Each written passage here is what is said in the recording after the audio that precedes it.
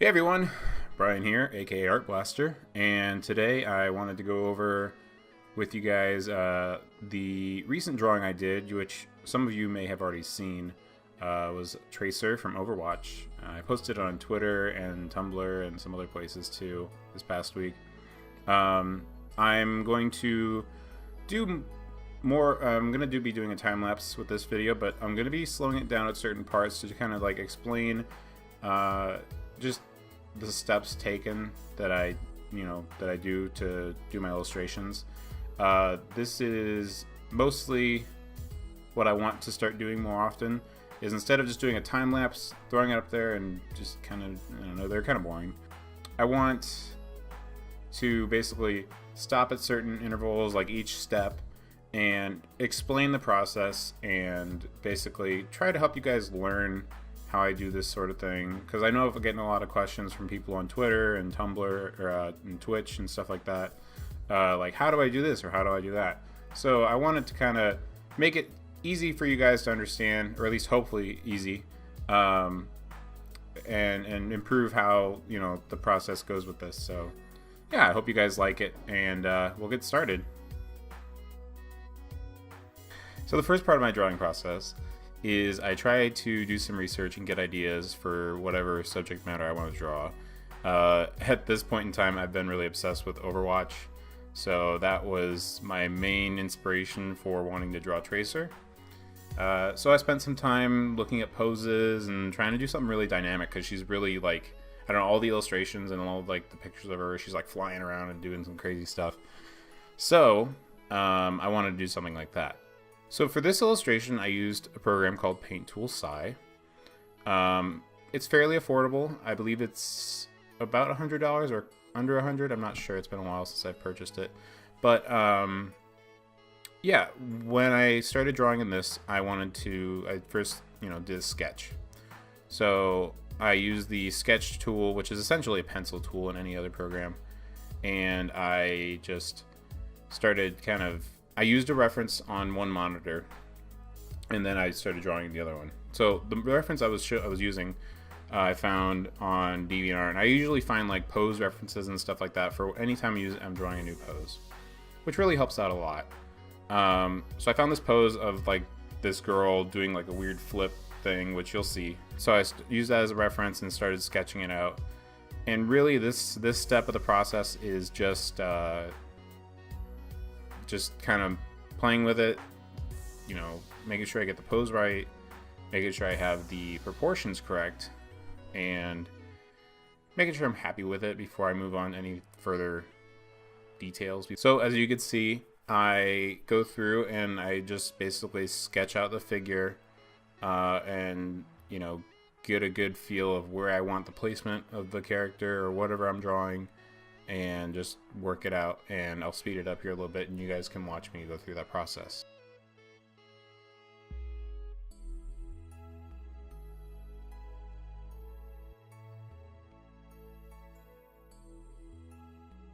So after I get the initial pose done, I start doing more. I do another layer of sketches, usually with all the details that the character's wearing, like all the clothing or equipment or whatever they have. So as you can see here, I drew on top of my previous sketch with more of like her actual outfit.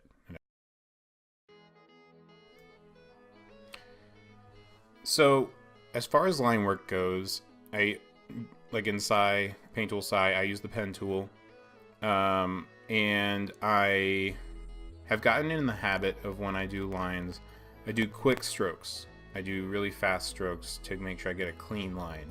And if I go across something or whatever, that's fine, I can erase it later.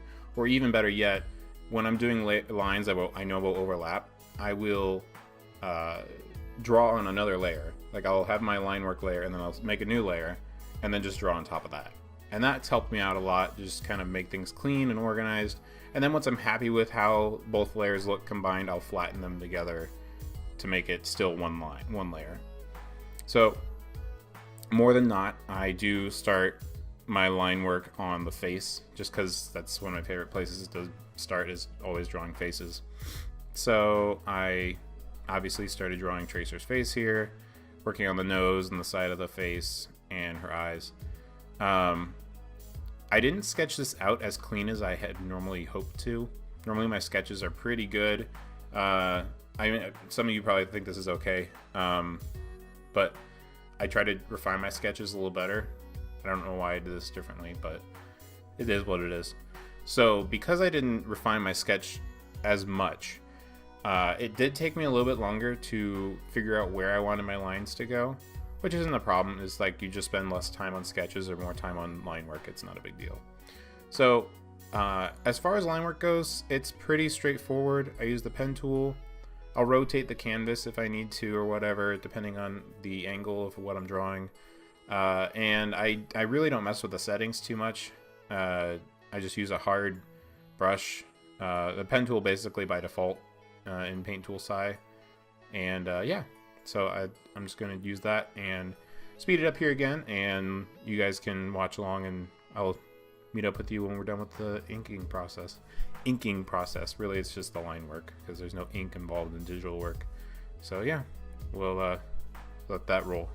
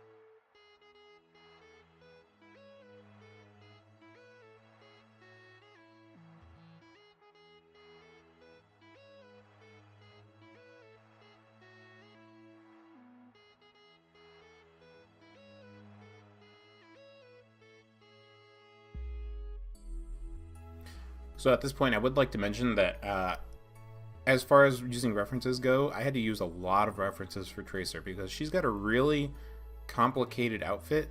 So for like the lacing and her leggings and all that stuff, I really didn't understand what was going on there until I looked online. Luckily, Blizzard provides character renders for their characters, so I could actually get a good view of her model from all sides, which helped out a lot. And then also like to get an understanding of like how every detail looked. So it was really, really good.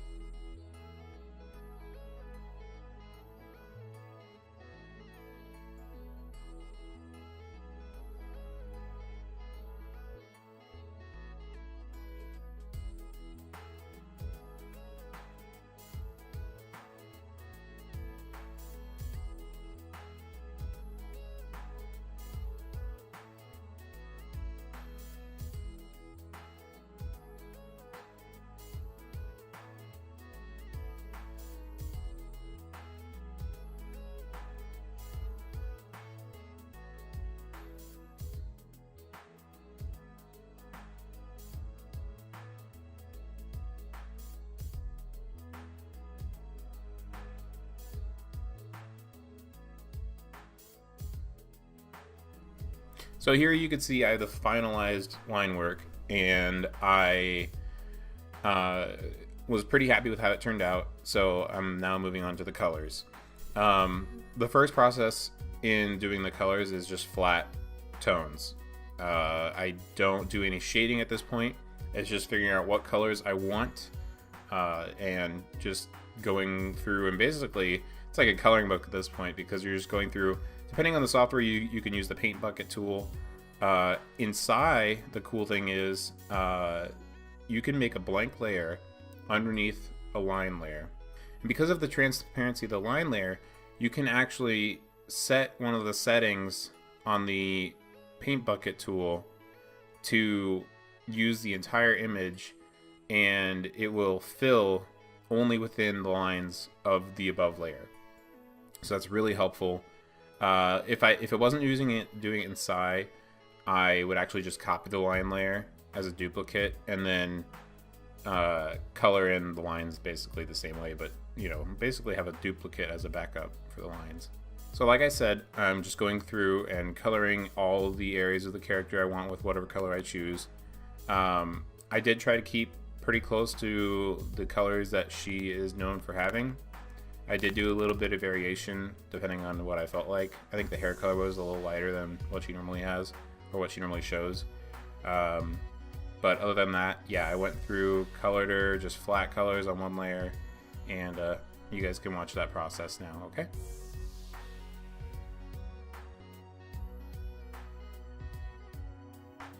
So one thing I would like to mention is that on layers that have transparency or like weird effects, you could do a little bit of playing around with them. So for example, with Tracer's goggles that she has, I actually just filled it in with a plain orange color, and I set the layer to Lumi Shade is what it's called, but that's essentially kind of like overlay or lumosity in Photoshop, I think is what it is, and it kind of gives it a nice glow effect. It lightens all the colors underneath, and I thought it worked really well with how the colors, like her skin tone and her eye tone, looked underneath that orange color. So that's just a little extra as far as flat coloring went. But I did do that on a separate layer. I did not do that on the same layer as the flats.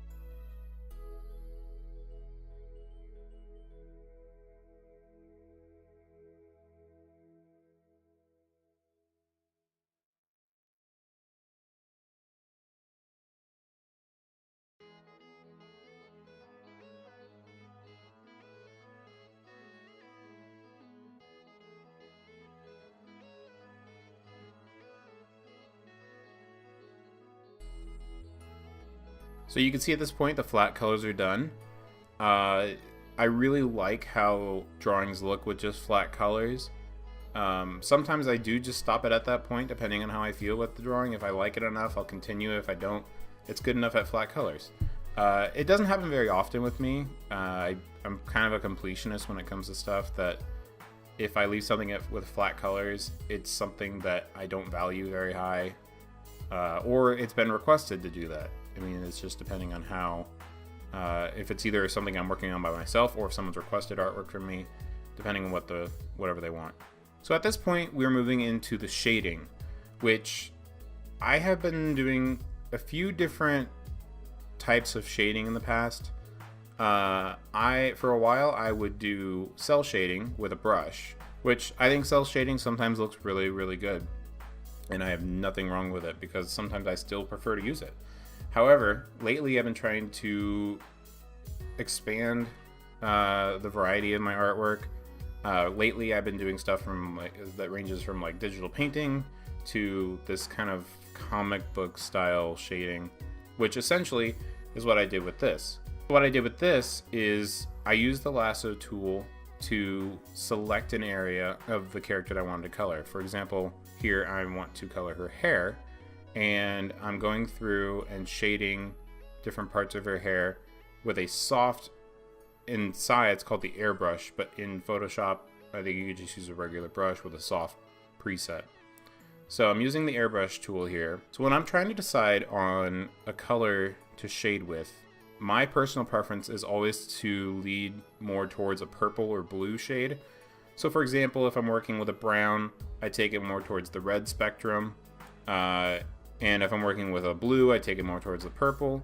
It's different for everyone, but that's just kind of what I've grown into as an artist and what I kind of prefer to do. I really enjoy how it looks. I love cool colors for shades, warm colors for highlights. I think that's generally pretty standard. I didn't realize that till lately, but that's something that a lot of people do.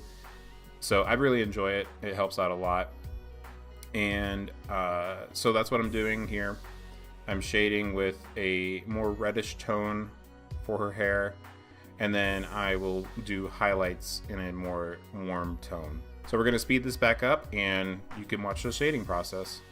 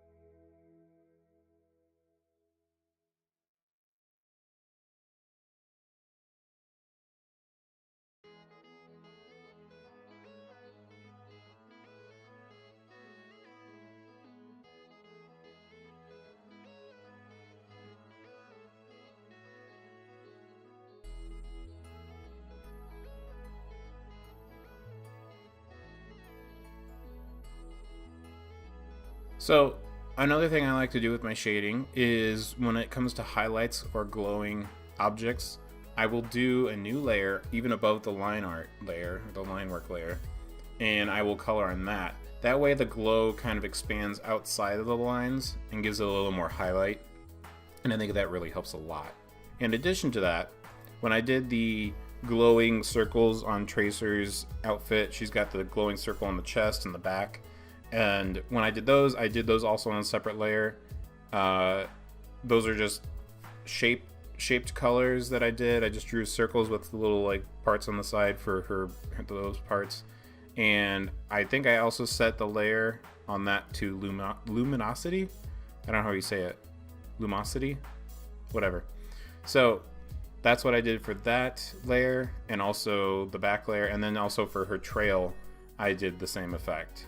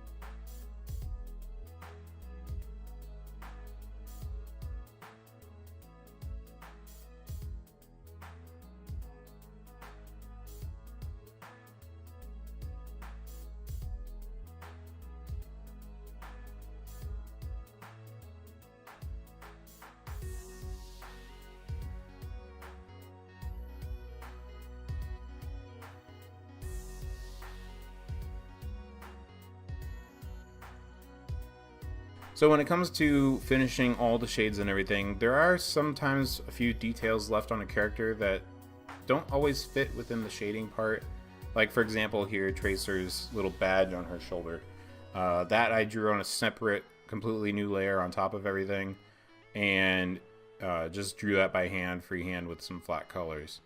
I didn't really want to draw that out with line work because I didn't want to bring too much boldness to it or put too much focus on it. So I just basically did flat colors and then a little highlight on it.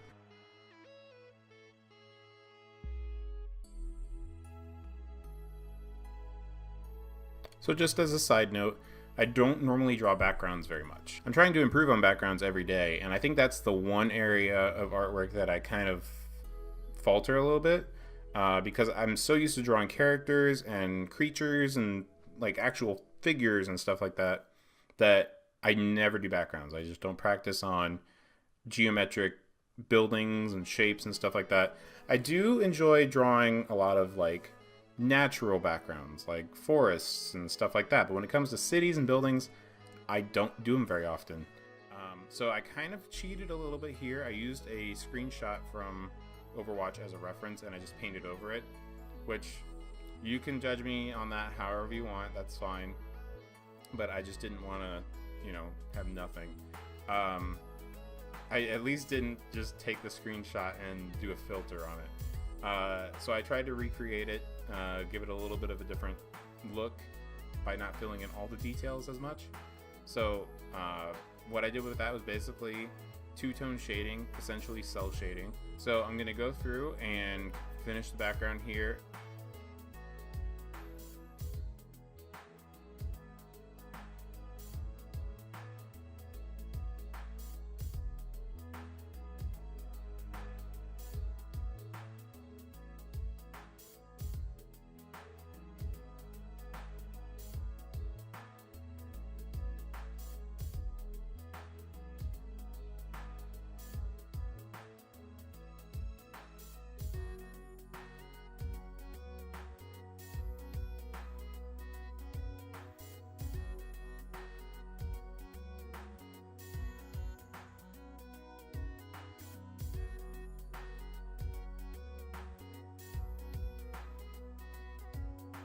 And there we have the finished tracer drawing, guys. I hope you enjoyed this. I hope it was informative for you.